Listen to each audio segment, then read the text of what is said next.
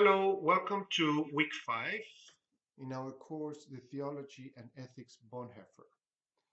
For this week, we have very fascinating readings because this is the time where Bonhoeffer is dealing directly with the so-called Jewish question. I have included in our page for this week a link to a documentary that I recommend you to watch. This is from the Holocaust Museum here in the US, which tell us a little bit the background and how this persecutorial, let's say, climate developed historically in Germany, leading to, well, what we know about the terrible events of the Holocaust. So here we are in the year 1933, three pieces coming two directly from Bonhoeffer, and a third one which is part of a confession, the Bethel Confession. And also I included a link to the 1934 famous Barmen Declaration. Now, Bonhoeffer was not directly involved in the Barmen Declaration, but many of his theological ideas and concerns were expressed in this very important document of the Confessing Church. So before going to some of the guidelines that will help in your reading of the texts for this week, let me give you some homework to do. There are at least three important events, political events, that lies in the background of Bonhoeffer's writings, and also the struggle of the Confessing Church, or what is called the Kirchenkampf, right? The struggle between, at least in the evangelical church, in the Protestant church in Germany, between the German Christians, aligned with the Nazis, representing Nazi ideology within the church, and the Confessing Church, opposing precisely the Nazis. So as I said, there's at least three events that I would like you either to Google up or to do more research to understand, what is Bonhoeffer addressing here. As you recall, in 1933, Hitler came to power in Germany, becoming the chancellor. And one of the first things that they did, the Nazis that is to pass what is called the Enabling Act, which is to give almost no, for certain, dictatorial powers to Hitler. First, with the excuse of ordering, German society, especially in view of the menace, quote unquote menace, represented by parties from the left, socialists and communists mostly. So this Enabling Act is passed in the Reichstag, in the parliament, and it meant the effective removal of civil rights and liberties in German society. So explore a little bit what was the content of these Enabling Acts. The second event in April 1933 is what is called the Aryan paragraph, the famous Aryan paragraph that led to the banning of so-called Jews or persons with Jewish background from civil service in Germany, and also the expunging of any persons who had affiliation with left-wing parties from civil service, that is from different posts in government. Now, this important Aryan paragraph will be also incorporated in the newly founded evangelical church, in the German evangelical church, a church that was controlled by the Nazis, a kind of an umbrella organization, right? So it was also attempted to be included in the constitution of the church to ban precisely persons who may have some background, a Jewish background, that is, parents, grandparents, and so on. And what is important to us is a clarification that also is made in the introduction to our texts, that the Nazis brought a new understanding of Judaism and the Jewish race, whereas previously, for example, even the time of Luther, you know, Judaism and the Jewish people was considered to be a religion as it is, right? Now the Nazis introduced a new connotation, a new dimension, which is the racial dimension. So this type of laws was part of this overall strategy to purify the Aryan race. And finally, the third major event is in 1935. That is a year after, the readings, at least the Barmen Declaration, where the famous Nuremberg laws are passed, where it is forbidden, it's a way of controlling relationships within German society, where now Jewish people are forbidden to marry Germans, vice versa, and also having any type of extramarital affairs, right, among people between Germans and Jewish people. So this lies in the background, as you can see, a crescendo, we could say, of these repressive measures that slowly but steadily corner people of Jewish faith and practice or descent into this region of marginality within German society, because their citizenship was eventually taken away from them. So you can find part of this information you can find in the documentary, in the link that I gave to you. So let me talk a little bit about briefly the writings and give you some pointers. The first one is the Church and the Jewish Question from 1933. And this is the most clear reference that we'll find in Bonhoeffer addressing the so-called Jewish question. Now, a caveat, a warning. Many things that Bonhoeffer says leave a lot to be desired. Still, he speaks about, the mission towards the Jews, right? Conversion of the Jews. This is certainly not the language or the approach that we will use today, but please consider the context, right?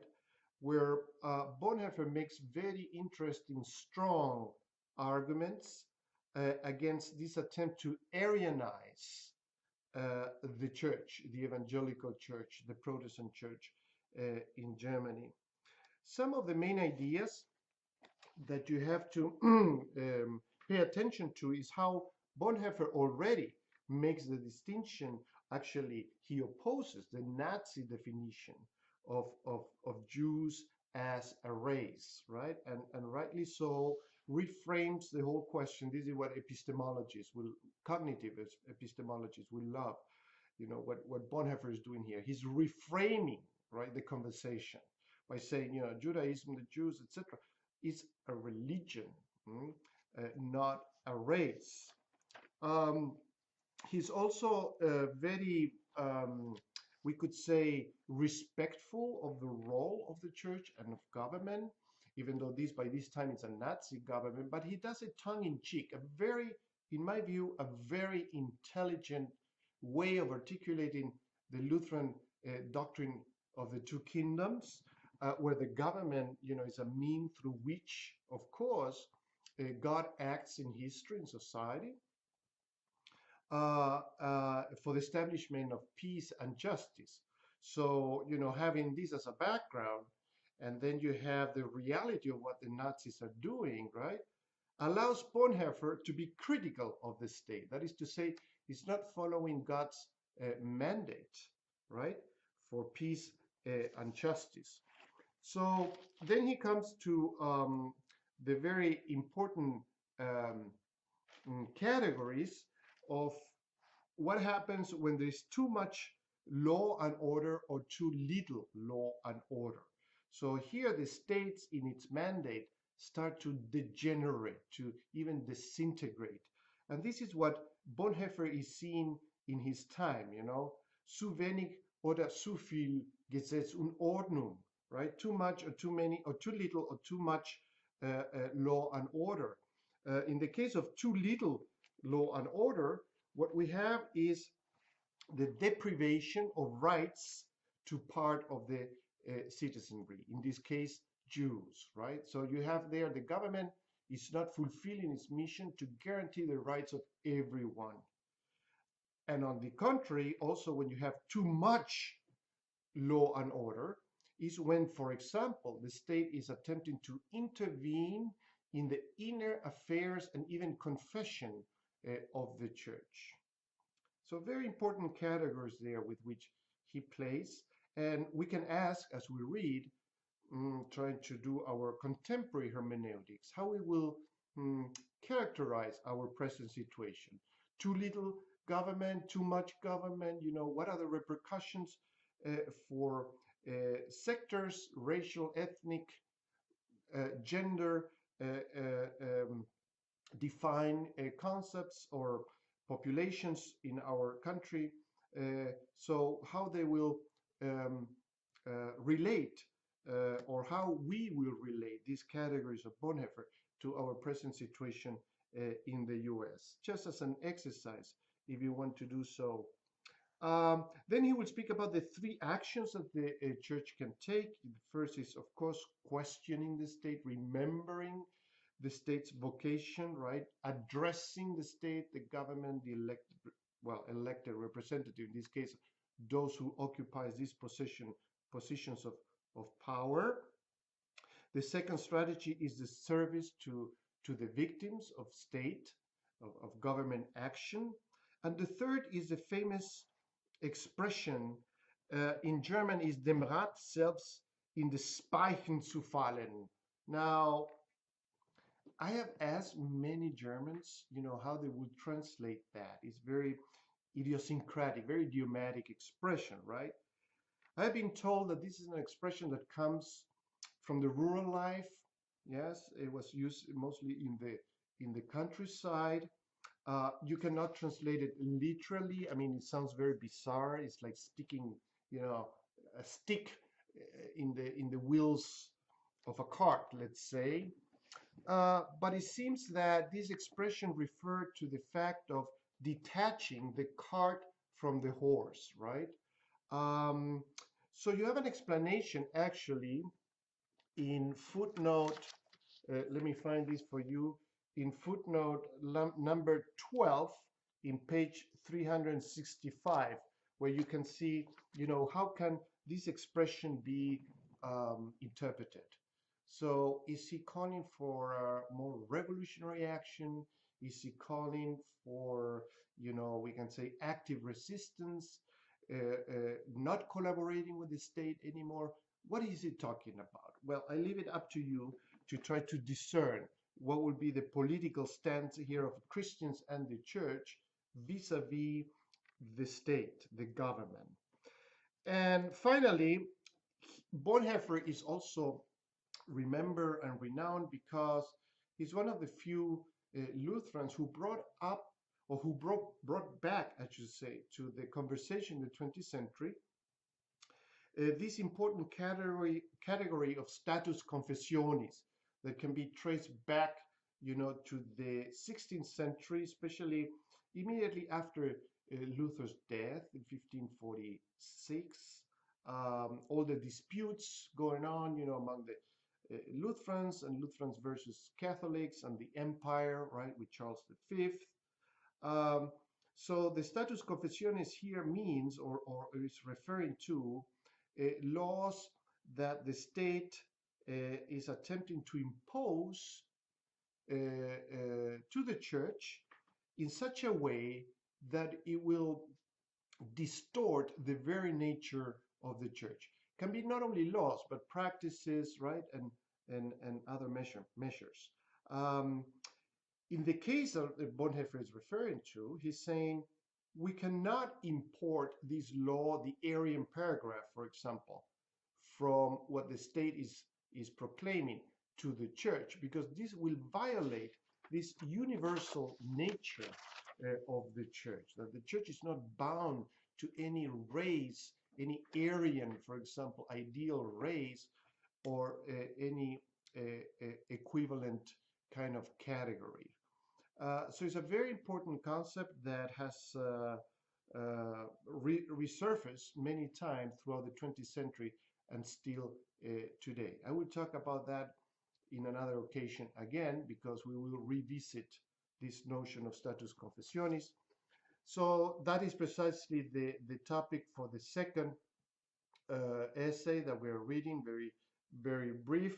The problem that he's addressing here is the exclusion of non-Germans, always read it quote unquote, right, from church leadership. That means in this case, people who had a Jewish background, converted, and now were, pastors or deacons, or occupy different roles, leadership roles within the church. And here he comes up with this very important critique that a racial law issued by the state, the so-called Aryan paragraph, cannot be a prerequisite of Christian communion. That is, it cannot be applied to the church, let alone the unfairness or injustice of this law in civil society, right? This is another discussion, another conversation. Then you have an excerpt also from the Bethel Confession. Um, Here, you're forewarned that some of his, it's not only his authorship that we see here, but some of the concept regarding Judaism is not the way in which we will frame it today. But what has to be uplifted here is the strong repudiation of Aryanism and the Nazis, right? And remember that we are here in the context of the church struggle, a profound struggle within the evangelical Protestant church in Germany, that had to do not only with these persecutorial policies, but the very definition of what the church is about. You have to recall, in the background, we have the so-called German Christians aligned with Nazi ideology, and many, it was an attempt, a theological attempt, also to redefine what Christianity is about along strict racial Aryan lines. So, for example, there would be belittling, we could say, of the Old Testament, of the Hebrew scriptures, that, preaching has to uplift the Aryan spirit, that the Führer was a quasi-messianic figure, right, that came to redeem and save Germany, and so on and so forth. You will also see, as you also read the Barmen Declaration, that the main concern at this point of the confessing church was not so much an open political opposition of Nazism. Recall that within the confessing church, we have liberals, confessionalists, progressives, many conservatives, and probably most just pietists, right? This old pietist German tradition. They were not necessarily, many of them were not necessarily opposed, let's say, to Hitler and to the Nazi party. But they were definitely opposed, and this is what unite this motley crew kind of gathering, right, within the church. What unites them is this opposition against this attempt by the government, by the Nazi regime, to intervene in the internal affairs of the church. So it's a way of maintaining this integrity or independence of the evangelical church in the face of this aggressiveness on the part of the church. Especially in the Barmen Declaration, you will not find an explicit condemnation, for example, of the Nazis in terms of their social policies, right? Or even around the Jewish question. In that, they are largely silent. So Bonhoeffer is one of the few, really, theologians at this time that directly addresses the so-called Jewish question. And I think that this is what we have to uplift this heroic kind of stance of Bonhoeffer in a time where practically nobody dare to raise up this type of issues. So I wish you, well, I can say all the best in these readings. I mean, the topic that we're dealing with is not very um, uplifting, of upbuilding, because this is the preamble of the horrors that Germany, Europe, and the world will witness a few years after these writings.